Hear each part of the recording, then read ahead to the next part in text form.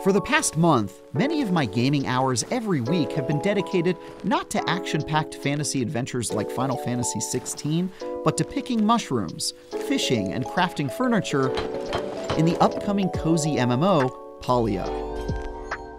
Channeling the likes of Disney Dreamlight Valley's community building, Palia hopes to kick things up a notch by throwing players together in one big server and letting them loose to farm, hunt, and romance NPCs alongside one another. And from what I've played so far, that premise has enormous potential. I never knew that I wanted to catch bugs and go fishing with my buddies in an online cozy game instead of fighting alongside them in a battle royale. But here we are. Palia's got me hooked.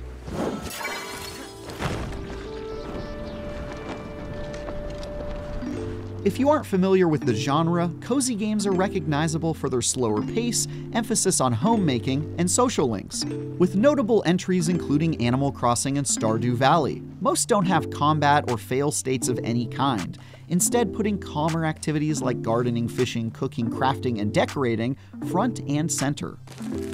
While many games in the genre have only limited multiplayer components or are strictly single-player, the upcoming Palia reimagines the formula as a massively multiplayer online game, where social interaction and real-world cooperation is at the heart of things.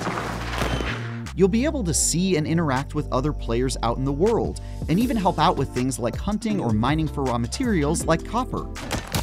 All of the basic multiplayer functionality you'd expect to find in Animal Crossing are accounted for, and I was able to do everything from visit friends at their own homestead to send items via mail to assist others with their cozy undertakings. But where Palia sets itself apart is with joint activities that make clever use of the multiplayer nature of an MMO, like when I wanted to cook an advanced recipe that had multiple steps that needed to be performed in a short window of time, which required an extra pair of hands, or two. Multiplayer is baked into nearly every aspect of Palia. Hunting was a whole lot easier when I had multiple bows trained on my prey.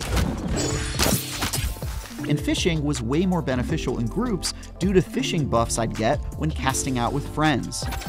There's even some essential items that could only be acquired when working together, like magic-infused trees that regenerate their health faster than I was able to reduce it with an axe, at least alone. Naturally, Palia also has tons of social links and dating sim mechanics baked into it, with a decent range of romance options available from the suave and stylish Gel to the cranky and sarcastic Kenyatta. I also had plenty of opportunities for non-romantic friendships with the likes of Badru, a dad joke-slinging farmer, and a very polite automaton named Hekla. The cast of characters so far has been great, with plenty of lovable folks to spend your time with, each with their own quest lines that help you get to know them better. Sadly, there doesn't seem to be any attempt to add social link elements between players though, at least for now, which does seem to run counter to the game's MMO premise. I'd thought that hanging out with specific players or fulfilling one another's item requests would rank up player-to-player relationships, but it didn't. Here's hoping that gets added at some point, because that would take the multiplayer component to a whole new level.